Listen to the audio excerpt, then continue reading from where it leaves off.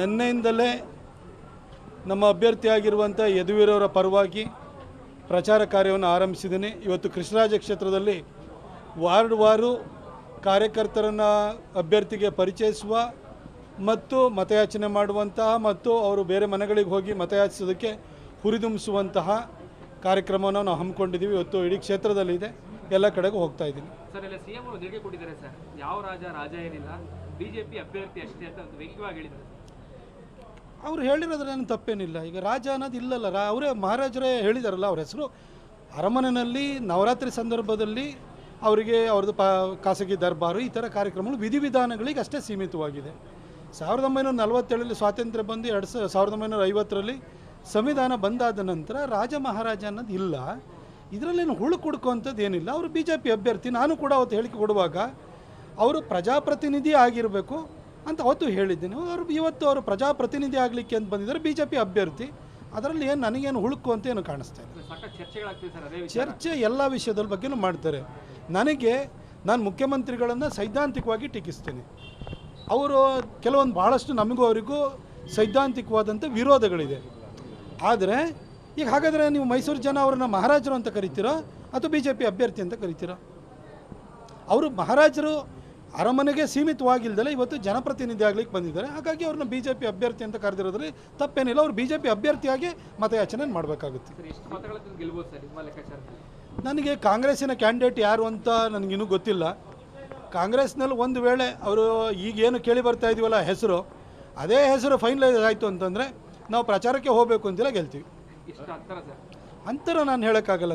ನಾನು ನಿಂತಿದ್ದರೆ 2 ರಿಂದ 3 ಲಕ್ಷ ಮಾರ್ಜಿನಲ್ಲಿ ಗೆಲ್ತಿದ್ದೆ ಅಂತ ಹೇಳಿದ್ದೆ. ಲಾಸ್ಟ್ ಟೈಮು ನಾನು 1 ಲಕ್ಷಕ್ಕಿಂತ ಹೆಚ್ಚು ಮತಗಳಲ್ಲಿ ಗೆಲ್ತೀನಿ ಅಂತ ಹೇಳಿದ್ದೆ. 1,40,000 ಗೆದ್ದೆ. ಈ ಸರಿ 2 ರಿಂದ 3 ಲಕ್ಷ ಯಾವ ಮಾರ್ಜಿನಲ್ಲಾದ್ರೂ ನಾನು ಗೆಲ್ತೀನಿ ಅಂತ ಹೇಳ್ತಾ ಇದ್ದೆ. ಹಾಗಾಗಿ ನನ್ನ ಎಲೆಕ್ಷನ್ ನಾನು ಹೇಳ್ಬೋದು. ಆದರೆ ಕಾಂಗ್ರೆಸ್ನಲ್ಲಿ ಈಗ ಏನು ಕೇಳಿ ಬರ್ತಾ ಇರುವಂಥ ಹೆಸರೇನಿದೆ ಅದೇ ಹೆಸರಿಗೆ ಕೊಟ್ಟರೆ ಖಂಡಿತವಾಗಿಯೂ ನಾವು ಒಳ್ಳೆ ಅಂತರದಿಂದ ಗೆಲ್ತೀವಿ. ಸಿಎಂ ತವರಲ್ಲಿ ಅಭ್ಯರ್ಥಿ ಹುಡುಕಾಟಕ್ಕೆ ಇಷ್ಟೊಂದು ಹಿಂಸೆ ಆಗ್ತಿಲ್ಲ. ನನಗೆ ಅದ್ರ ಬಗ್ಗೆ ಏನು ಮಾಹಿತಿ ಇಲ್ಲ. ನನಗೆ ಎಷ್ಟು ಸರಿ ಕೇಳ್ತಿರ್ರಿ.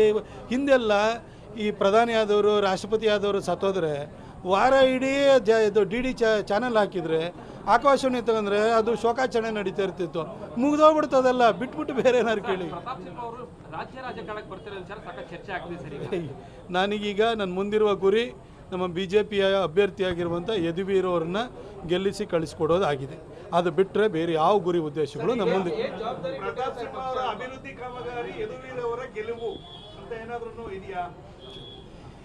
ನೋಡಿ, ಈಗ ಅವರು ಎಲ್ಲ ಕಡೆಗೂ ನಾನು ಯಾಕೆ ಹೋಗ್ತಾ ಇದ್ದೀನಿ ಅಂತಂದರೆ,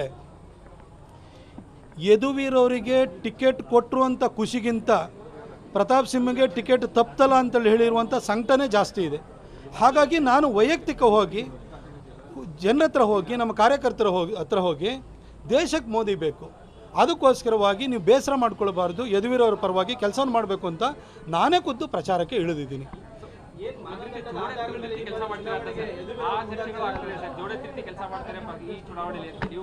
ಆ ಜೋಡೆತ್ತವೆಲ್ಲ ಸಿನಿಮಾದೆಲ್ಲ ಬಳಸಬೇಡಿ. ಜೋಡೆತ್ತಲ್ಲ ನಾವು. ನಾನು ನಮ್ಮ ತಾಯಿ ಚಾಮುಂಡಿಯರಿರುವ ವಾಹನ, ನಾನು ಸಿಂಹ. ನನ್ನ ಪಾಡಿಗೆ ನನ್ನ ಕೆಲಸನ ಮಾಡ್ತಿರ್ತೀನಿ. ಅದೇ ಥರದಲ್ಲೇ ನಾನು ಇಲ್ಲಿವರೆಗೆ ಕೆಲಸ ಮಾಡ್ಕೊಂಡು ಬಂದಿರುವಂಥದ್ದು. ನಾನು ಒಂದು ಅಭಿವೃದ್ಧಿಯ ಮೇಲ್ಪಂಕ್ತಿಯನ್ನು ಈ ಕ್ಷೇತ್ರಕ್ಕೆ ಹಾಕ್ಕೊಟ್ಟಿದ್ದೀನಿ. ಹಿಂದೆ ಇರುವಂಥ ಎಷ್ಟೋ ಜನ ಸಂಸದರು ಬಂದಿದ್ದರು. ಅವ್ರು ಯಾರನ್ನೂ ಕೂಡ ನೆನಪು ಮಾಡ್ಕೊಳ್ಳುವಂಥ ಎಷ್ಟು ಕಾಮಗಾರಿಗಳು ಅಥವಾ ಕೆಲಸಗಳು ಉಳಿದಿದೆ ನೀವೇ ನೋಡಿ. ನಾನು ಮಾಡಿರುವಂಥ ಕೆಲಸವನ್ನು ನೋಡಿ. ಹೀಗೆ ಕೆಲಸದ ಮುಖಾಂತರ ಡೆವಲಪ್ಮೆಂಟನ್ನು ಒಂದು ಪೊಲಿಟಿಕಲ್ ಅಜೆಂಡಾವಾಗಿ ತಂದು ಕೆಲಸವನ್ನು ಮಾಡಿದ್ದೀನಿ. ಜನ ಎಲ್ಲೇ ಹೋದ್ರೂ ಕೂಡ ಒಂದು ಸರಿ ಭಾಳ ಬೇಸರದ ಮಾತಾಡ್ತಾರೆ. ಈಗ ಇಲ್ಲಿ ಬಂದಾಗ್ಲೂ ಕೂಡ ನಿಮಗೆ ಟಿಕೆಟ್ ಸಿಗಲಿಲ್ವಲ್ಲ ಅಂತೇಳಿ ಹೇಳ್ಬಿಟ್ಟು ಸಂಕಟವನ್ನು ವ್ಯಕ್ತಪಡಿಸ್ತಾರೆ. ನಾವು ಅವ್ರು ಹೋಗಿ ಅವರನ್ನು ಮಾತಾಡಿಸ್ಲಿಲ್ಲ ಅಂದರೆ ಅದು ಬೇರೆ ಥರ ತಿರುಗಬಾರ್ದು. ಅದಕ್ಕೋಸ್ಕರವಾಗಿ ವೈಯಕ್ತಿಕವಾಗಿ ನಾನೇ ಚುನಾವಣೆ ಕ್ಯಾಂಪೇನಿಗೆ ಬಂದಿದ್ದೀನಿ.